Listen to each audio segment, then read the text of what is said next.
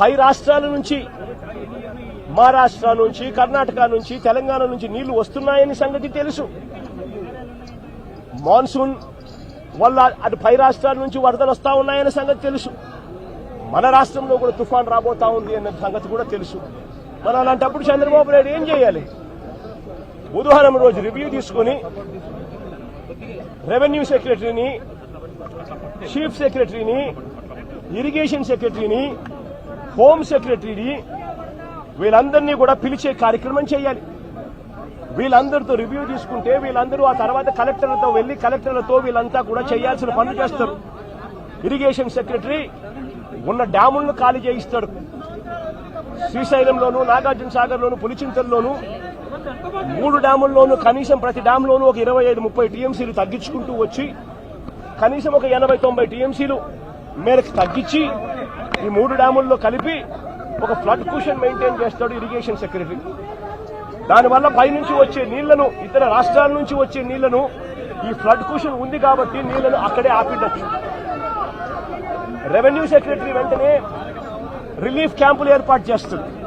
ఆ రిలీఫ్ క్యాంపుల్లో ఏర్పాట్లు బాగున్నాయా లేదా, రిలీఫ్ క్యాంపులు ఎక్కడున్నాయి, ఎక్కడ పెట్టాలి, ఆ రిలీఫ్ క్యాంపుల్లో ఏర్పాట్లను పర్యవేక్షిస్తాడు రెవెన్యూ సెక్రటరీ. హోమ్ సెక్రటరీ లోతట్టు ప్రాంతంలో ఉన్న వాళ్ళందరికీ ఇన్ఫార్మ్ చేసి వాళ్ళందరినీ కూడా చెప్పి ఇలా తుఫాన్ రాబోతా ఉంది అని చెప్పి వాళ్ళందరినీ షిఫ్ట్ చేసే కార్యక్రమం హోమ్ సెక్రటరీ చేయిస్తాడు. మరి నేను అడుగుతా ఉన్నా, ఇదే పెద్ద మంచి చంద్రబాబు నాయుడు ఇవన్నీ చేశాడా అని అడుగుతా ఉన్నా. మరి ఇవన్నీ ఎందుకు చేయలేదు చంద్రబాబు అని అడుగుతా ఉన్నా. ఇవన్నీ చేయకపోవడం వల్ల, ఫ్లడ్ కుషన్ ఏర్పాటు చేయకపోవడం వల్ల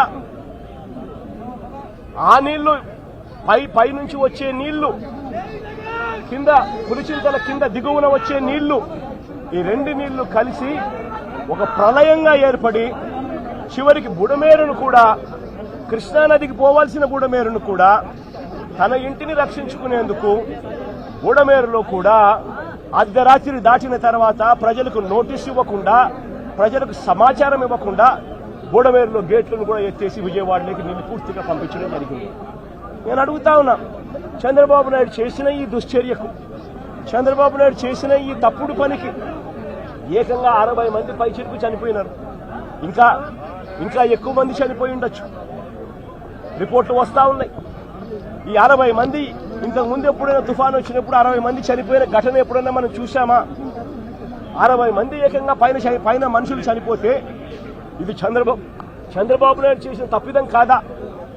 చంద్రబాబు నాయుడు మీద కేసు చంద్రబాబు నాయుడు గారి మీద నెగ్లిజెన్స్ కేసు అనేది ఎందుకు నమోదు చేయకూడదు అని అడుగుతా ఉన్నా. చంద్రబాబు నాయుడు గారు అనే వ్యక్తి వల్ల 60 మంది చనిపోయిన తర్వాత ఆ వ్యక్తి రివ్యూ తీసుకోకపోవడం వల్ల, ఆ వ్యక్తి చెప్పాల్సిన ఆదేశాలు చెప్పకపోవడం వల్ల, ప్రజలకు ఇవ్వాల్సిన ఇన్ఫర్మేషన్ ఇవ్వకపోవడం వల్ల, ప్రజలను అలర్ట్ చేయాల్సిన కార్యక్రమం చేయకపోవడం వల్ల, పైన ఫ్లడ్ కుషన్ పెట్టకపోవడం వల్ల, రిలీఫ్ క్యాంపులు ఏర్పాటు చేయకపోవడం వల్ల ఏకంగా 60 మంది పైచిలుకు చనిపోయారు. కొన్ని లక్షల మంది ఈ రోజు అగసాట్లు పడతా ఉన్నారు. ఇంతకన్నా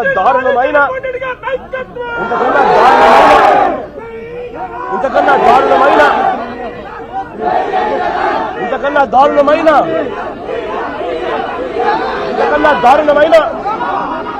పరిపాలన ఎక్కడైనా ఉంటుందా అని అడుగుతా ఉన్నా.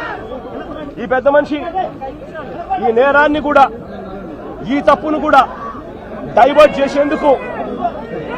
చేసేందుకు ఒకవైపున సురేష్ లాంటి ఎక్స్ ఎంపీని, విజయవాడ డిప్యూటీ మేయర్ భర్తను, ఇలాంటి వాళ్ళని టాపిక్ డైవర్ట్ చేసేందుకు 4వ తేదీ రాత్రే అరెస్ట్ చేయించే కార్యక్రమం చేస్తాడు. అంతటితో ఆగిపోకుండా ఇదే పెద్ద మనిషి ఓట్ల గురించి మాట్లాడతాడు. నిజంగా నాకు ఆశ్చర్యం అనిపిస్తుంది ఆ బోట్ల గురించి మాట్లాడుతూ ఉన్నప్పుడు. ఈ బోట్లన్నీ కూడా ఎవరు